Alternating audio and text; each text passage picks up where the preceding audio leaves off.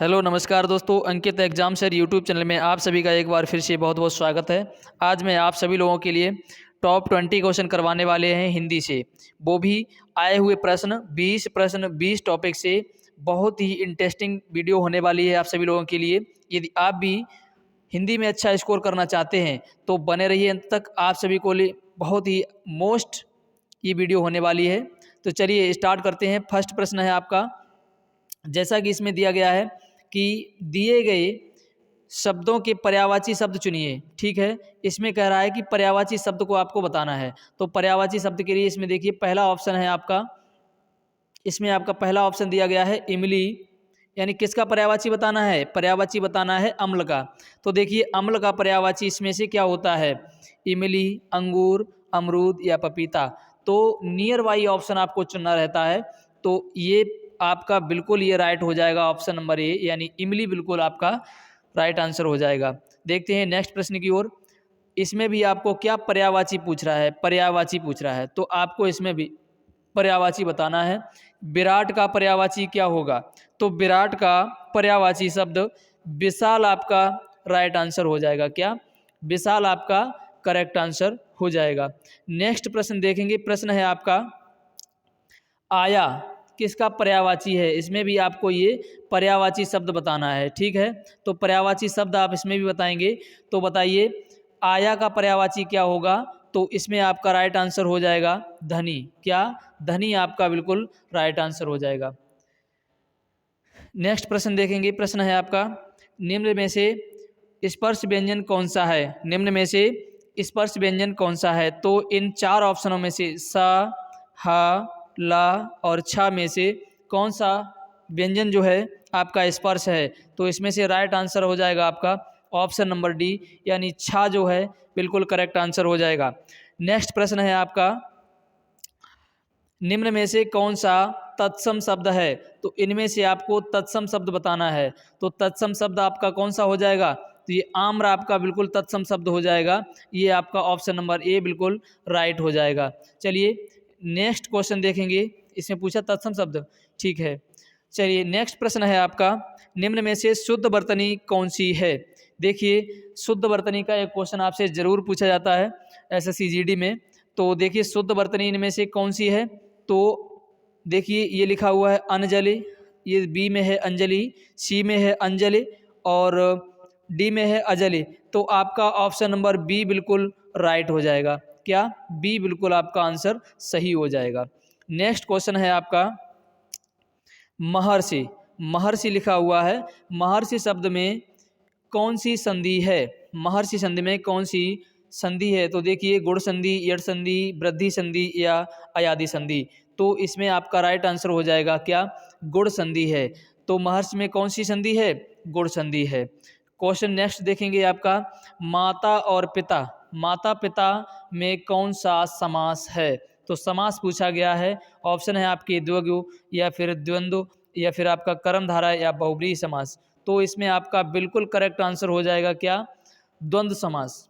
ठीक है, नेक्स्ट प्रश्न देखेंगे। प्रश्न है आपका, दाम लगाना क्या है? दाम लगाना मुहावरे का अर्थ है। तो दाम लगाना मुहावरे का अर्थ है क्या?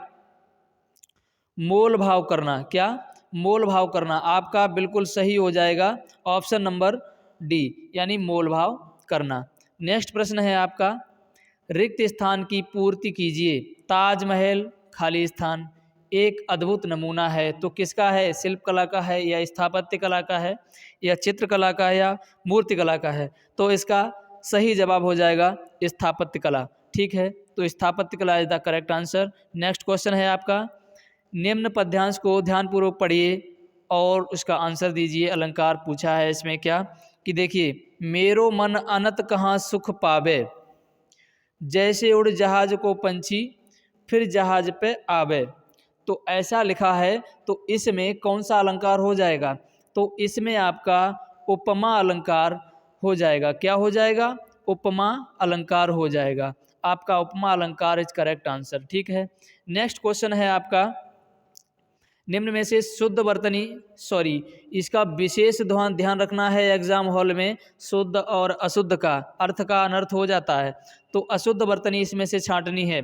तो देखिए श्याम, सम्मान और समृद्ध, सुसमृद्ध और स्थिर ये लिखा हुआ है, इसमें शुद्ध कौन सी है? तो देखिए इसमें आपकी जो शुद्ध अशुद्ध वर्तनी है वो है इसमें स्थिर। क्या है? स्थिर आपकी अशुद्ध वर्तनी है। ठीक है, नेक्स्ट क्वेश्चन देखेंगे। क्वेश्चन नेक्स्ट है आपका, कर्ण को अधिरथ सूत कहा जाता है। ठीक है, तो अधिरथ का अर्थ क्या होगा? अधिरथ का अर्थ क्या होगा? तो इसमें ए है आपका रथ हाँकने वाला, बी है आपका रथ बनाने वाला, सी है आपका कोषाध्यक्ष और डी है आपका चौकीदार। तो इसमें आपका बिल्कुल सही जवाब हो जाएगा रथ हाँकने वाला। क्या? रथ हाँकने वाला सही जवाब हो जाएगा। तो इसमें आपका ऑप्शन नंबर ए बिल्कुल करेक्ट हो जाएगा। क्या? रथ हाँकने वाला। नेक्स्ट क्वेश्चन देखेंगे, शुद्ध वाक्य चुनिए। तो इनमें से मुझे शुद्ध वाक्य बताना है। माँ बच्चे को दूध धाय से पिला रही है, धाय से पिला रही है, गलत है। माँ बच्चे को दूध धाय से पिलवा रही है, बिल्कुल सही है। तो माँ बच्चे को दूध धाय से पिलवा रही है, तो इसमें आपका ये बिल्कुल राइट आंसर हो जाएगा। नेक्स्ट क्वेश्चन देखते हैं। क्वेश्चन है, निम्नलिखित में से कौन सा शब्द असुर शब्द का विलोमार्थक है? तो असुर का विलोमार्थक शब्द क्या हो जाएगा? तो इसके लिए देखिए यहाँ पर असुर दिया हुआ है और विलोमार्थ मुझे बताना है, तो इसका हो जाएगा सुर, बिल्कुल राइट आंसर हो जाएगा। नेक्स्ट प्रश्न देखेंगे। प्रश्न है आपका, निम्नलिखित में से कौन सा शब्द भेद शब्द का अनेकार्थी नहीं है? किसका? भेद शब्द का। देखिए यहाँ पर गौर करेंगे, यानी जो भेद शब्द लिखा हुआ है इसका जो है अनेकार्थी नहीं है। तो भेद का आपका फूट भी होता है, रैसी भी होता है, छेदन भी होता है, लेकिन दर नहीं होता है। तो दर आपका बिल्कुल करेक्ट आंसर हो जाएगा। ठीक है, दर आपका राइट आंसर हो जाएगा। नेक्स्ट क्वेश्चन है आपका, वर्ण न म तथा अण, ये तीन दिए हुए हैं, उच्चारण स्थान क्या है इनका? तो इनका उच्चारण स्थान मुझे बताना है। तो ये सभी के सभी क्या हो जाएंगे? नासिक के हो जाएंगे। आपका नासिक की बिल्कुल राइट जवाब हो जाएगा। का वर्ग जो होता है ये कंठ से बोला जाता है, का वर्ग, और चा वर्ग होता है तालु से बोला जाता है, और पा वर्ग बोला जाता है किसे? ओष्ठ से बोला जाता है आपका। चलिए नेक्स्ट क्वेश्चन है आपका, निम्नलिखित में से कौन सा शब्द स्त्रीलिंग है? तो इनमें से स्त्रीलिंग क्या है? तो स्त्रीलिंग के लिए हम क्या करेंगे, इनको कैसे हम जान सकेंगे? तो आप इतने शब्द याद नहीं कर पाएंगे। इसके लिए एक मैं आपको ट्रिक बताता हूं कि इनको सभी को आप अपने वाक्य में प्रयोग करके देख लें। तो वाक्य की लास्ट यानी अंतिम जो है किससे पुल्लिंग से होती है या स्त्रीलिंग से होती है? देखिए प्रयोग करते हैं कि पक्षी के पंख बड़े हो गए। ठीक है, तो पंख बड़े हो गए तो ये तो नहीं है। अब देखिए पंछी, ठीक है, पंछी खड़े थे या पंछी था, कुछ भी सही है, लेकिन पक्षी बैठा है। लेकिन पंक्ति थी, तो किसी के लिए वाक्य में प्रयोग करेंगे तो पंक्ति थी, यानी ये स्त्रीलिंग मुझे मिल गया है। तो ये बिल्कुल आपका राइट जवाब हो जाएगा। नेक्स्ट क्वेश्चन है, बादलों के समूह को क्या कहते हैं? तो बादलों के समूह को क्या कहते हैं? तो देखिए यहाँ पर जो है आपका क्या राशि कहते हैं, गुच्छा कहते हैं, घटा कहते हैं या अंबार कहते हैं? नहीं, तो इसका राइट आंसर हो जाएगा क्या? घटा कहते हैं। क्या कहते हैं बादलों के समूह को? घटा कहते हैं। तो ये घटा आपका बिल्कुल करेक्ट आंसर हो जाएगा। अब नेक्स्ट क्वेश्चन देखेंगे। क्वेश्चन है आपका, निम्नलिखित अनेक शब्दों के बदले हुए शब्द लिखें। जैसे कि नपा, अनेक शब्द अनेकार्थी शब्द होता है, मतलब जो है नहीं, यानी अनेक शब्दों के लिए एक शब्द लिखें।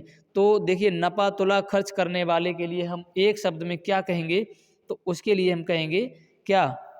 मित व्ययी, मित व्ययी। ठीक है, इसके लिए सही जवाब हो जाएगा मित व्ययी।